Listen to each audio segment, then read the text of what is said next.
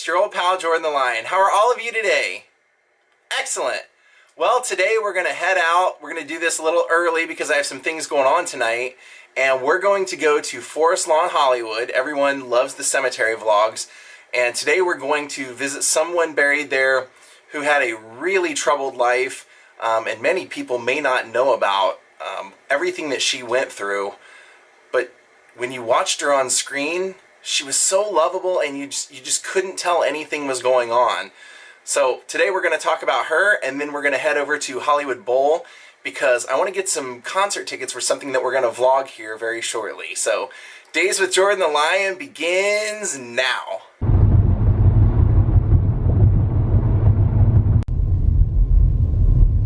Well, it doesn't look busy out here, which is always a good thing for multiple reasons.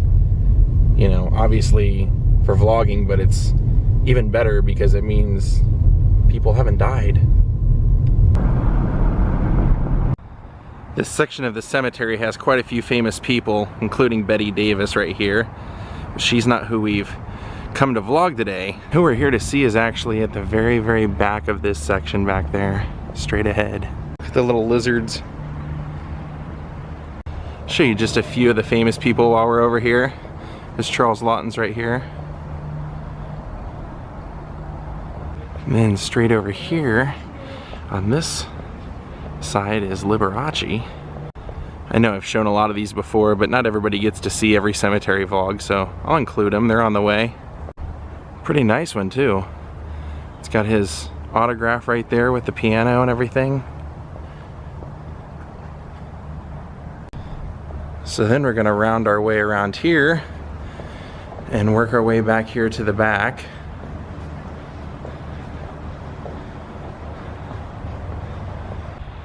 There's Albert Cubby Broccoli, who did a lot of the production for like the James Bond films, and he's one of the people that they speculate may have been involved in the beating of Ted Healy.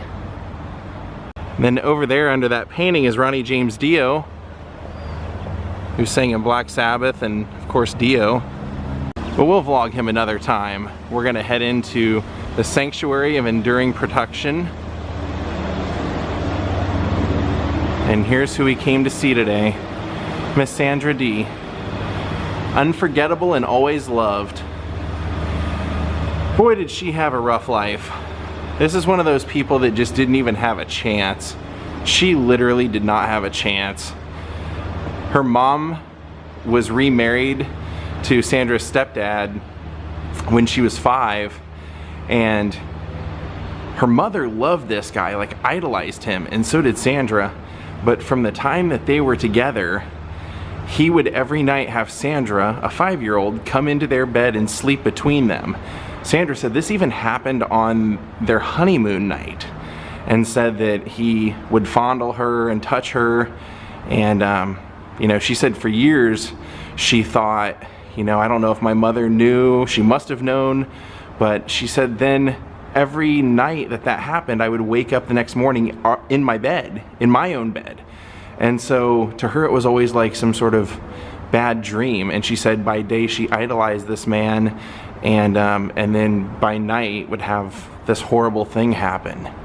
Now, he was a traveling salesman, and so that made it even more difficult because the family ended up moving a lot. So Sandra, as she grew up, was never allowed to have friends. She was tutored, never went to public schools, and was very sheltered, creating a very, very codependent relationship between her and her mother. I mean, sadly, Sandra Dee didn't ever even want to really be an actress or a model or anything like that. She didn't even think she was good looking. She said she was a chubby little kid with a round face, but she was so bored growing up at that time when she was about 7, 8 years old in New York City, not being able to go to school or make friends or anything, that she asked, can I go and, you know, at least audition or something? Or because she was in at that time they put her in New York City, she was in more of like a performing arts program, being tutored for that.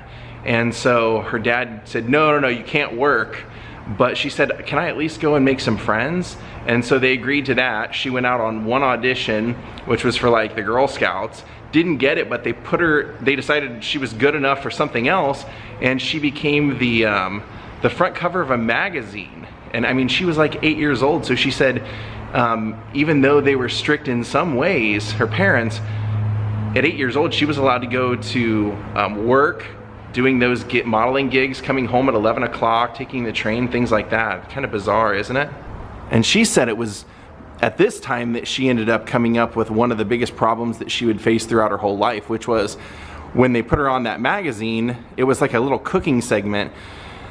She thought that she looked fat. And then her dad said, hey, you're starting to get a little bit of a tummy on you. And she said he said it when she was so young that it stuck in her mind, and she lost like 30 pounds in like a month and a half. And this just she became anorexic pretty much the rest of her life.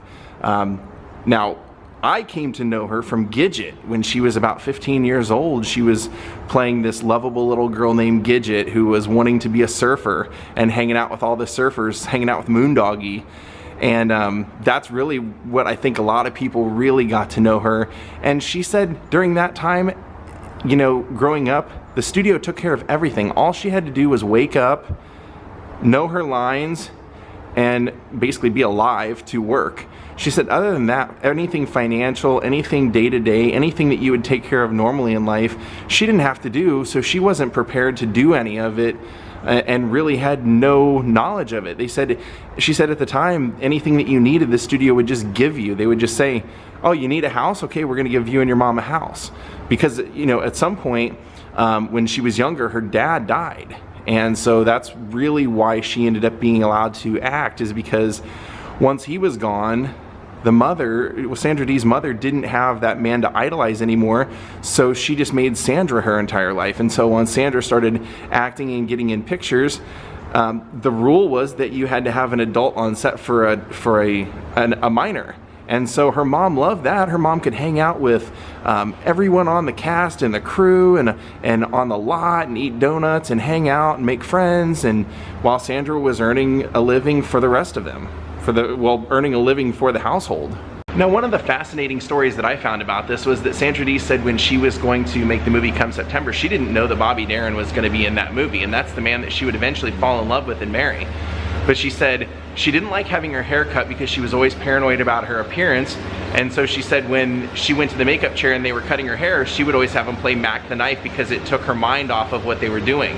Now, when she showed up on set and they were making Come September with Gina Lola Brigida and Rock Hudson, and then he turns out to be on the set, she didn't really have an opinion of him at first, but he was such an arrogant jerk, always messing with her and always just being rude to her, that she came to despise him.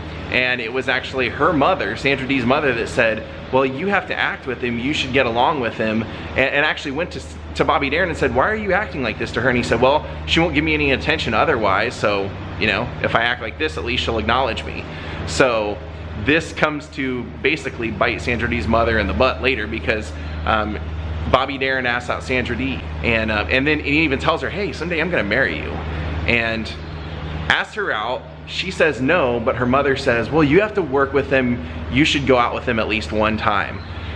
She went out with him one time and had such a good time that she said her mother realized by 9 p.m. that when Sandra wasn't home that she was having fun, and immediately decided to hate Bobby Darin and never tried to influence Sandra Dee to ever go out with him again, but she didn't really have to, because they would be engaged within a couple of weeks. Bobby was her first love, her first date, her first everything, and they went out and decided that they were in love and that they were going to get engaged. And so Bobby kept telling Sandra, hey, you know, you got to take a blood test. If you love me, you'd take a blood test. And so she said while they were visiting his family, they do a blood test for her. Like they stick her, and she said she hated needles, so she didn't want to do it just because of that. But when her mom came around later and saw the bandage and figured out what had happened, she got so mad that she stormed out of the house and said she was leaving, wasn't going to be a part of any of this, wasn't going to go to the wedding. And this kind of freaked out Sandra Dee so much because, like I said, she'd never been alone. She had her whole life been taken care of by either her stepfather or her mother, and then when she was a studio kid, she had the studio taken care of her. She didn't know how to do anything on her own, so she called Bobby and said, Bobby, please come over. This is the first time I've ever been alone. My mom's not here. She's mad. She's not coming back. And Bobby said, well, if she does come back and she sees me there, it's gonna make things even worse. So he didn't want to do it. And she said, finally, she said, you know, we weren't supposed to get married for a little while, but she said 2 days before, we had filled out the marriage license just to have it done. And she said by, you know, the time that we had talked on the phone and that he wouldn't come over, I was begging him to, let's just go get married. And he had already rented a house because they were in Camden, New Jersey for Bobby's sister's birthday. They were doing like a surprise birthday for her. And so they just decided, well, you know, let's just get married now. Because Sandra said, well, if my mom's not gonna come to the wedding, there's no point in having a real wedding, let's just elope. And so that's what they did. That night, they went to a justice of the peace and tried to elope. Now they were successful, but not right away because their marriage license wasn't completely issued yet. And so when they went to get married, they couldn't get married. They didn't have a marriage license, so they had to go a few hours away to a different county and wake up a justice of the peace, get them to open City Hall to issue a license. So she said this turned out to be like an 8-hour ordeal. So, you know, when they got married, she was sleepy. She'd been half asleep all night, and they had never, Bobby and her had never kissed before that, other than what she said was on set, which she didn't consider to be a real kiss, because she said, I felt nothing when I was acting, I felt nothing for the other person. It was just a screen kiss. So she said, you know, her and Bobby waited for everything until they were married, and then eventually had one son named Dodd. Now, unfortunately, because of everything that Sandra Dee had went through in her life, she probably just wasn't mentally ready to be married, especially at that age. And the marriage with Bobby only lasted 4 years, but he was the one and only love of her life. And a few years later, in fact, they would end up at least moving back in with one another and raising their son together. But she never dated anyone after him. And then, you know, he passed in the 70s. And then when her mother passed away, she said that's when she really hit rock bottom. You see, because of how close the relationship was, and almost probably even codependent the relationship was between Sandra and her mother, when her mother died, like I said, she didn't know how to do anything. She couldn't write a check, she couldn't shop for herself, she couldn't do anything. And she was already, as she said, had an addictive personality and was already a heavy drinker, and was already, by her own accounts, an alcoholic. And this just pushed it even further. It pushed the anorexia even further. She ended up getting into, you know, pretty much years worth of just drinking and doing drugs. And she said for about 20 years she didn't go out, she didn't speak publicly, didn't do interviews, didn't work, didn't do anything. And would hole up in her apartment for, she said, sometimes days, weeks at a time without coming out.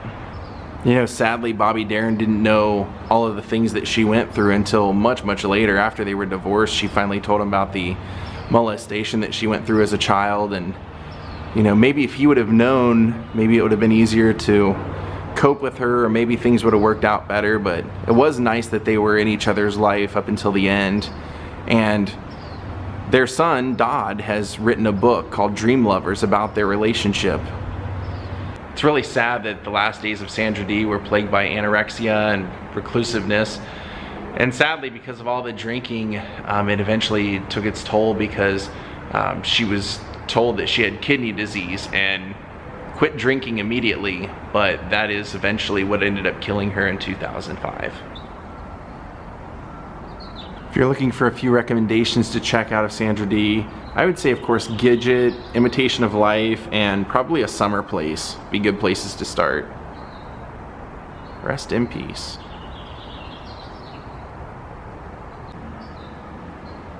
And I gotta come say hi to Nudie before we take off. He's even got his Nudie's Rodeo Taylor logo on there. I love it. The original rhinestone cowgirl. You were, Bobby. All right, time to head off to the Hollywood Bowl. That's a fun museum to go to. Only open on the weekends, though. There's the Hollywood Bowl, but we are not going to Kids Bop, which is what it says on there. Don't worry, that's not what I'm going to be vlogging. A lot of legendary acts have performed here. Beatles, Ella Fitzgerald, Frank Sinatra, Bonnie Raitt. Oh, maybe we won't be buying tickets. I don't see any box offices open. Aw, crap. It's not open till noon. Well, I guess I'm gonna have to come back, unfortunately. All right, we're back for part 2 of Hollywood Bowl. Trying to get some tickets, except this time I brought some muscle. They don't want to sell them to me now. I got the heavy, the bodyguard. All right, it looks like they'll see things my way. I see the ticket box is open now. Good job, Ja. Well, we got them. We got the tickets. Well, until next time, Hollywood Bowl, we'll see you soon. All right, so we pretty much got everything accomplished that I wanted to do today. And the only thing I'm waiting for now is I'm waiting on a package. About a week ago, a friend of mine who's been watching my channel for a while and has been a friend forever, made a donation to my channel and said, hey, I appreciate everything you've done with your channel, so use this to get something for you. So I used their donation to get something really cool and something pretty interesting, and I hope, they say it's supposed to be delivered today, so if it's here, if it comes today, I will show you guys. Well, we just got the package delivery. So as I said, the instructions were for me to get something nice for myself. So I did. And it really was not very expensive, considering what it is. So check that out. You're probably saying, yep, it's a guitar. That's not just any guitar. If you remember when I was at the Norman Petty recording studio, I showed you that Sonny West, the man who wrote Oh Boy and Rave On, creates his own guitars and makes them in Texas. So with my donation that was given to me, I decided to donate it to Sonny West, and I got this guitar, and it's signed Rave On Sonny West. And I really liked it because it reminded me of Bo Diddley. Bo Diddley had like a square rectangular guitar, and if you listen to a lot of the breakdowns in Buddy Holly songs, you'll hear that Bo Diddley breakdown quite a bit. And so I saw this. It was extremely cheap, actually. It was about the price of a beginner guitar, and he made it with his own hands and signed it. So pretty cool little keepsake and a piece of art that I hope to hang on my wall forever. Then here on the back says Made in Texas, March 2015. All right, let's try it out with a Buddy Holly song. I mean, it's a Buddy Holly connection. Probably my favorite one other than Every Day is Peggy Sue. Let's try Peggy Sue.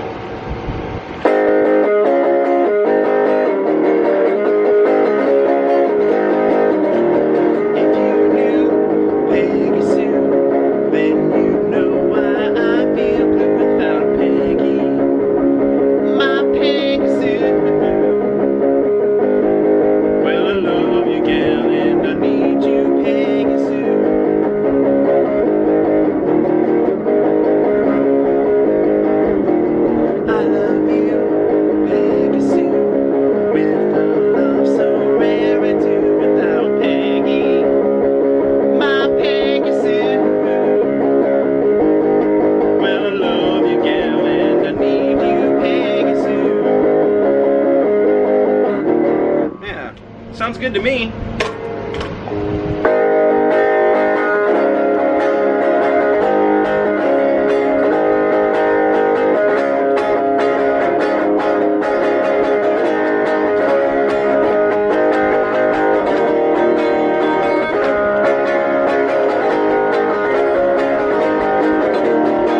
I like playing it that way because if you listen to Buddy Holly, one of the cool things about when he would take the solos is that he didn't really solo, he would do chord solos like that. So he would play basically the same thing that was going on in the song, but he would change up the beat, change, you know, like the rhythm up a little bit, sometimes Bo Diddley it, which is exactly why I chose this model from Sonny West. I wanted to me it reminded me of the Bo Diddley guitar that Bo Diddley created. So yeah, now I got something to play Buddy Holly music on. Well, everyone, have a great night, and we'll see you all tomorrow. Goodbye.